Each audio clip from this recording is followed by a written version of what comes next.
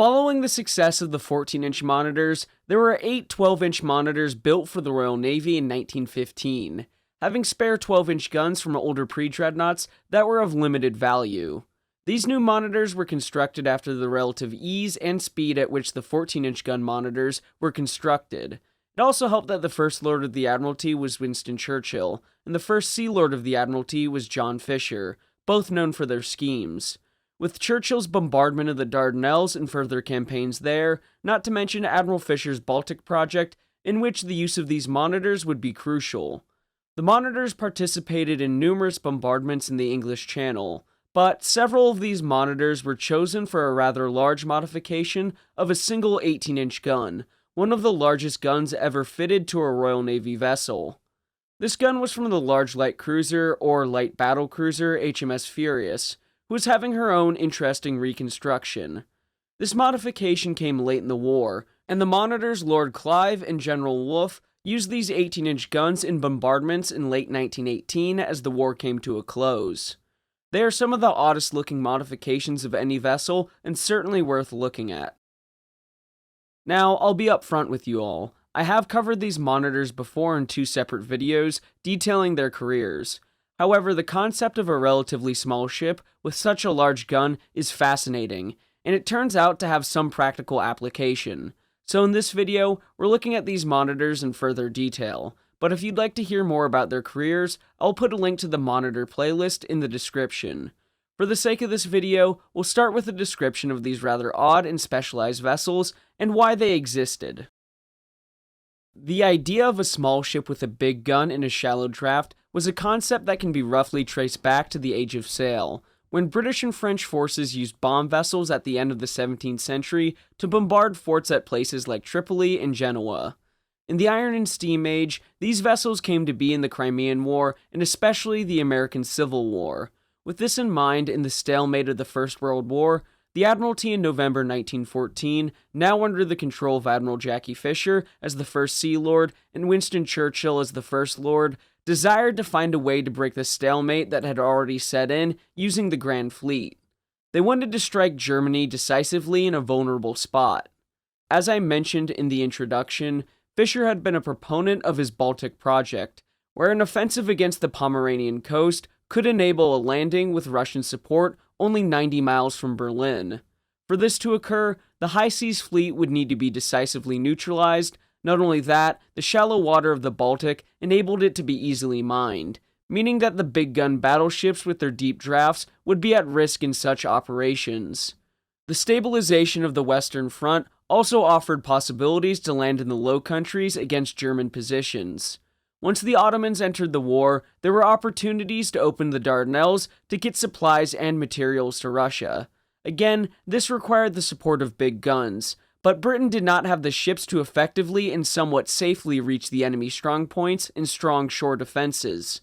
What Britain did have were a lot of big guns from obsolete pre-dreadnoughts and/or ships that didn't need them anymore. An interesting point in the development of the Royal Navy monitors is in November 1914 when Charles Schwab was on the RMS Olympic and witnessed the sinking of HMS Audacious, north of Ireland. Schwab was there to sell arms to Britain. Once Commander-in-Chief of the Grand Fleet, Admiral John Jellicoe, had released him and the other passengers, he went and talked to Churchill, where he offered to sell him the 14-inch guns Bethlehem Steelworks was building for the Greek battleship Salamis in Germany. As long as the British blockade withstood, Schwab was happy to sell them to Churchill, and the idea of the first British monitors was conceived. To quote Big Gun Monitors, Design, Construction, and Operations 1914 to 1945 by Ian Buxton, by the standards of Ericsson's original design, the British concept was not strictly a monitor, but over the intervening half-century, the term could reasonably be considered as having evolved somewhat to embrace a new type which still owed something of its characteristics to the first monitor. Within the Royal Navy, the description monitor would be distinctive and unambiguous, while not giving away too much as to their expected operational role. The Royal Navy first constructed several 14-inch gun monitors, and once realizing the rapidity with which the construction of those 14-inch monitors got underway, plus with the coastal bombardment opportunities I had mentioned before, including the Dardanelles as the Ottomans entered the war, it encouraged Churchill to plan further big gun monitors. Telling Fisher about reserve 13.5-inch guns meant for audacious, as well as reserve 15-inch and 18-inch howitzers, hoping to have more out by the autumn of 1915. After roping Fisher in the 3rd Sea Lord, they found the spare 13.5-inch and 15-inch guns. However, they weren't practical, as they were better served with battleships and battle cruisers. Another possibility laid open taking the mountings from existing ships. As many of you know, Britain had a lot of older pre-dreadnoughts who carried 4 12-inch guns apiece and were now of limited value, the oldest of which were the 9 of the Majestic class designed in 1893. Following the relative success of the first monitors, the 14-inch monitors, the new 12-inch armed ship's design was little changed from the previous 14-inch gun monitors, having a draft of 10 feet and 15-foot bulges. If you want to talk about bulges, these are bulges. If you thought the ex-Norwegian coastal defense ships Glatten and Gorgon looked funny, these are awesome. Anyway, it was hoped that the machinery could be diesel, but that type of machinery was still in its infancy and so not practical. Interestingly enough, the Roberts built in the Second World War was also considered for diesel. Still, for similar reasons, it was not practical, as they needed to get that ship out as quickly as possible. Instead, these 12-inch monitors received steam reciprocators, giving them around 2,000 shaft horsepower, with steam provided by 2 boilers and a top speed a little under 10 knots. Since the armament was 367 tons lighter than the 14-inch guns, the hull could be made slightly narrower, also simplifying the issue of berthing these odd ships. And more important for the crew, the thickness of the sloping armor belt increased from 4 inches to 6 inches, resulting in a displacement of 5,600 tons as compared to the almost 6,000 tons of the earlier class. As you can see from this picture, the ships were pretty sparse, with only the main battery and a few smaller guns that were added on later, the tripod mast, funnel, and other fittings on the forecastle deck, which ran 3/4 of the length of the ship. The aft section being open, providing a space to arrange for the stowage of observation planes, making monitors one of the first ships designed from the outset to carry aircraft. The upper deck was open at the sides, containing the galleys and wash places, together with the barbette structure surrounding the ammunition trunk to the turret.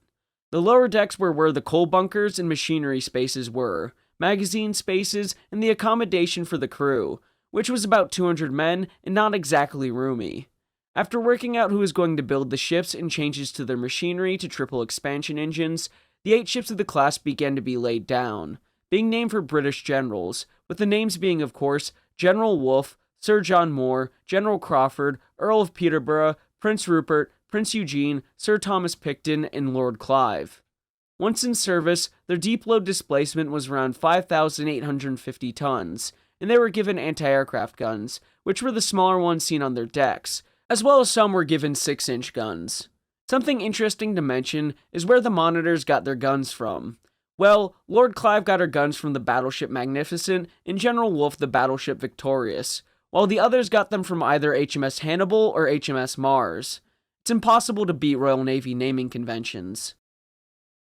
Having served for several years bombarding the Low Countries, things began to get interesting in December 1917 when General Wolfe, Prince Eugene, and Lord Clive were taken into Portsmouth to take on an 18-inch gun.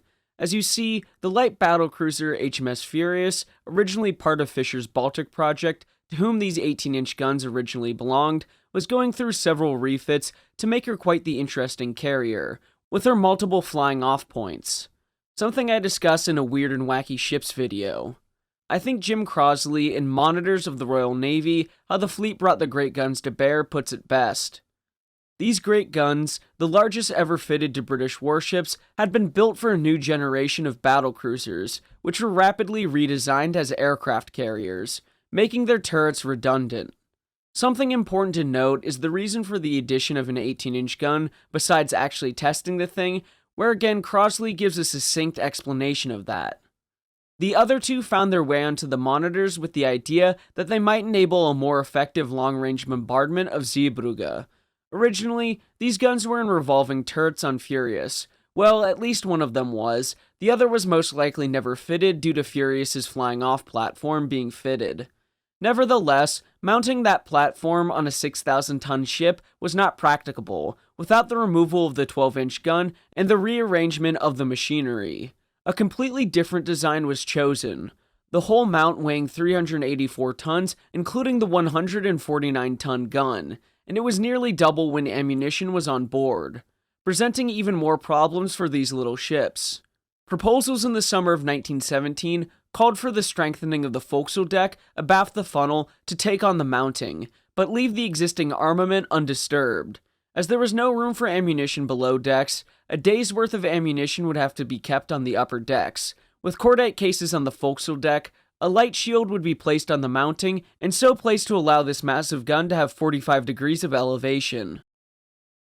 Because they did not want to change the machinery or the 12-inch gun, the only place they could fit this mounting was abaft the engine room, increasing the draft to 14 feet and reducing the freeboard to 4 feet. By closing up the inboard bulge compartments, which were normally open to the sea, this was somewhat fixed, and the ships now weighed 6,850 tons. The after part of the bulge was fully submerged, increasing the risk of a torpedo riding over and exploding. So, heavy metal deflectors were fit over the bulge. In December 1917, when the 3 ships were taken in hand, the first 2, Lord Clive and Prince Eugene, were partially done in April and returned to service. However, General Wolfe didn't return to service until August because she did have her gun in her mounting, unlike Lord Clive and Prince Eugene, who would not receive her gun. After all, the war was over before Prince Eugene could get it. Wolfe's gun was fitted and ready for trials by August 7th off Isle White, and Lord Clive's gun was shipped on board on September 7th, where Buxton gives an interesting explanation of her appearance. General Wolfe's appearance had been substantially altered. The huge box-like shield over the 18-inch gun gave rise to the nickname Elephant and Castle for the ship. The closing in of the sides of the upper deck gave the hull a more business-like appearance. The quarterdeck was considerably cramped by an extra boat, a proper stern anchor and a windlass, and the extension aft of the forecastle deck. Apart from the 2 pom-poms on top of the 18-inch shield, the secondary armament was all concentrated forward. 2 6-inch guns abreast the bridge, and 2 3-inch high-angle guns abreast the 12-inch turret. Smaller changes included installing 2 36-inch searchlights aft, replacing the 2 24-inch ones on the mast, a slim main mast to support the wireless aerials, bow defense gear, modified paravanes for the bulge hulls, removal of the armored conning tower, sighting the 18-inch cordite stowage tanks and associated rail tracks abaft the funnel on the forecastle deck, a new ammunition derrick on the port side for the 18-inch, and a more substantial bridge structure. Internally, the after half of the upper deck was given over to the 18-inch shell stowage and their transporters, plus the extensive structural supports for the mounting. After returning to service and finishing their trials, it would take some time for them to get to use their 18-inch guns. Until late September, the monitors were supporting the advance of the Allied armies, comprising British, French, and Belgian soldiers under the command of the Belgian King Albert. All of the monitors, excluding Clive and Eugene, were involved in this bombardment on the 28th of September, and something that Buxton comments on is very interesting. General Wolfe's activity is worth describing in some detail, as it is sometimes doubted whether she ever fired her 18-inch gun in action. The gun was fitted in a semi-fixed athwartships mounting projecting over the starboard bulge, capable of only a very limited amount of training. It was, therefore, necessary to anchor the ship at bow and stern broadside onto the target. In the tidal currents off the Belgian coast, this presented some difficulty, so good weather was desirable for accurate shooting. Anyway, at 7:32 that morning, she opened fire from 36,000 yards on the important railway bridge at Snarkerke, 4 miles to the south of Ostend. In doing so, she made naval history, firing the heaviest shell from the biggest gun at the longest range ever used in action to date. Soon, enemy guns returned fire, and even with the help from tugs, Wolfe soon had trouble maintaining her position broadside on to the wind and tide. Still, her crew managed to keep up their bombardment for nearly 2 hours, and with good effect, and throughout the day, she expended all of her 18-inch ammunition. Crosley writes about the action writing, Wolfe's target was a railway bridge at Snarkerke, 4 miles inland from Ostend. Wolfe was supported by a small monitor acting as an aiming mark to seaward to give directional orientation, and her director tower had to pass aiming instructions not only to the gun turrets, but also to the capstans controlling the fore and aft anchor chains, which gave course direction to the gun. She needed the assistance of tugs to keep her in place as her stern anchor persisted in dragging, and the whole ship tried to skid sideways due to the recoil from the great gun. She achieved quite good accuracy, but the bridge was not destroyed. The bombardment carried on for the next 5 days, with Wolfe firing a further 27 18-inch shells. I think it's worth pointing out again that before Lord Clive got her gun, she returned to service in April 1918, and along with it, a new commanding officer. With this, the Admiralty had a new plan for blocking Ostend and Zeebrugge, where Lord Clive and Prince Eugene were to target the Tirpitz and Aachen batteries. They first tried on April 11th, which was called off after the monitors had fired almost 50 rounds. Lord Clive and 3 other monitors came back on the 23rd, helping in the partially successful raid, drawing some of the fire as the block ships went in and partially blocked the canal entrance at Zeebrugge, which the Germans soon cleared. After this, she went to relieve HMS Roberts as a guard ship at Yarmouth for 5 weeks. She next received her 18-inch gun and further modifications to her mounting at Portsmouth as the war was not developing in Germany's favor. And as the Entente powers pushed east, Lord Clive joined HMS Wolfe on October 14th, firing at German positions from 34,000 yards. Lord Clive only fired a single round as her gun had not been calibrated, so the range was off. Trying again later that day, firing 3 rounds, again all spotted. Not wanting to hit Allied troops, she fired the remainder of her shells at a minefield 20,000 yards away. This was the only time she fired her 18-inch gun in anger. Following the war, she and the other 12-inch monitors were quickly paid off. Yet, her story doesn't end there.